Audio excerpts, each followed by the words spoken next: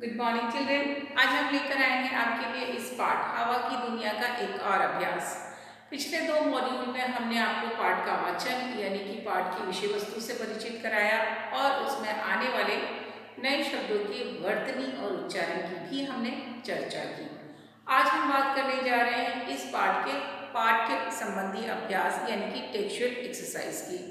तो इन अभ्यास में हम सबसे पहले आज करेंगे प्रश्नोत्तर, जो कि आपको दिए गए हैं पेज क्रमांक 119 पर।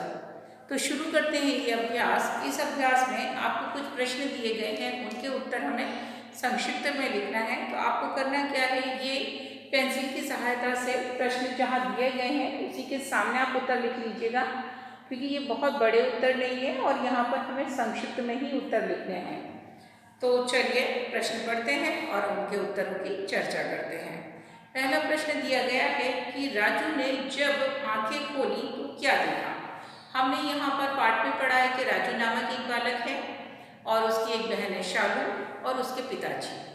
तो यहाँ पर राजू सो रहा होता है और जब वो आंखें खोलता है तो सुबह के समय वो क्या देखता है। तो उसका यहाँ पाठ पढ़ने पर हमने देखा कि जब राजू सुबह आंखें खोलता है तो वो देखता है कि उसके पलंग के पास उसकी बहन शालू और पिताजी जो पापा हैं वो खड़े हुए हैं। क्यों? क्योंकि वो उनके मामा जी को लेने स्टेशन जा रहे थे और वो चाहते थे कि राजू भी उनके साथ चले। तो यहाँ पर उन्होंने प्रश्न पूछा है, राजू ने जब आंखें खोली तो क्या देखा। तो हम यहाँ क्या लिख सकते हैं, पापा और शालू को पलंग के पास खड़े देखा, है ना। क्या देखा, पापा और शालू को पलंग के पास उसने देखा कि वो सो रहा है और उसके पलंग के पास पापा और शालू खड़े हुए हैं। चलिए दूसरा प्रश्न देखते हैं। मामा जी ने पिछली बार बच्चों का परिचय किससे करवाया था। यानी कि शालू और राजू के जो मामा जी हैं वो पिछली बार भी छुट्टियों में घर आए थे और उन्होंने बच्चों से बहुत सारी बातें की थी। तो पिछले बार जब वो छुट्टियों में आए थे तो उन्होंने किस बात के बारे में बच्चों को जानकारी दी थी। तो जब हम पाठ पढ़ेंगे तो हमें पता चलेगा कि उन्होंने बच्चों को परछाइयों यानी शैडो के बारे में बताया था। तो यहाँ पर हम उत्तर लिखेंगे कि परछाइयों की दुनिया से। प्रश्न पूछा था कि मामा जी ने पिछली बार बच्चों का परिचय किससे करवाया था, तो हम उत्तर में लिख देंगे परछाइयों की दुनिया से। परछाइयों की दुनिया से उनका परिचय करवाया। अगला प्रश्न, हवा किन किन रूपों में हमारे सामने आती है। हवा किन किन रूपों में हमारे सामने आती है। ऐसे तो हवा हमें दिखाई देती नहीं है, लेकिन तो भी वो हमारे सामने विभिन्न रूपों में आती है। इस पाठ में हमने देखा कि वो महक यानी कि खुशबू की शक्ल में हमारे सामने रहती, शक्ल नहीं सुगंध की तरह आती है। यानी कि हवा जब बहती है तो अपने साथ जिस जगह से वो आकर आती है वहाँ के जो कणों को साथ लाती है, जिससे वो सुगंधित और दुर्गंध को साथ ले आती है।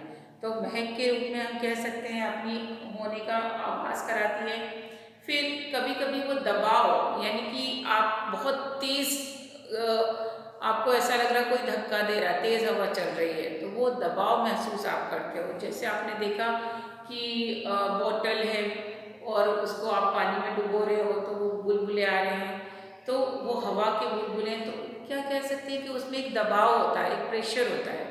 गाड़ी में आप टायर में हवा भरवाते हो तो क्या होता है, टायर फूल जाता है हवा के दबाव के कारण, क्योंकि उसके अंदर वेट भी होता है हल्का।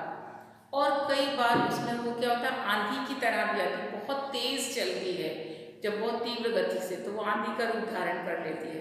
तो हम कह सकते हैं कि हवा किन किन रूपों में हमारे सामने आती है। तो लिख सकते हैं कभी महक के रूप में, कभी दबाव के रूप में, तो कभी आंधी के रूप में हमारे सामने आती है। अब चौथे प्रश्न की तरफ बढ़ते हैं। मामा जी ने हवा को अजूबों की पोटली क्यों कहा है। अजूबों की पोटली यानी कि उसके अंदर बहुत सारे अजीबोगरीब चीज़ें हैं, है ना। मैजिक पोट की तरह है, वो जादू की पोटली है। क्यों? क्योंकि उसके जो हवा के गुण है बहुत ही अजीब है, दिखाई नहीं देती तो भी सब जगह है ना। कुछ सुगंध उसमें नहीं है, गंध नहीं है तो भी उसमें सुगंध आती है, दुर्गंध आ जाती है। आकार नहीं है तो भी वो किसी भी चीज़ में डालो तो उसका आकार बदल देती है ना। तो वो एक तरीके से जादू की पोटली है। तो उसके जो गुण हैं वो उसे जादू की पोटली बनाते हैं। जैसे कि अपने रंगहीन रंगहीन यानी कि कोई रंग नहीं है उसका, हाँ, आकारहीन कोई आकार भी नहीं है उसका, एवं अदृश्यता किसी को दिखाई भी नहीं देती है। तो इन सारे गुणों के कारण ही उसे कहा गया है अजूबों की पोटली, कि उसमें वो कहते हैं कि वजन नहीं है, बिल्कुल नहीं है, लेकिन जिस चीज़ के अंदर डालती है उसका वजन बढ़ा देती है।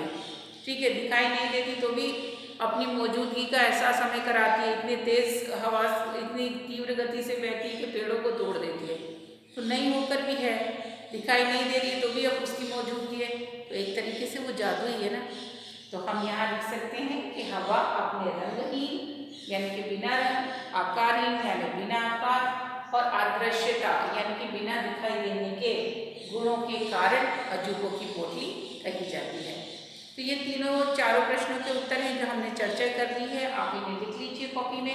आगे का अभ्यास उसे हम करेंगे आगे की क्लास में, लेकिन आप इस पार्ट को बहुत अच्छे से समझिए।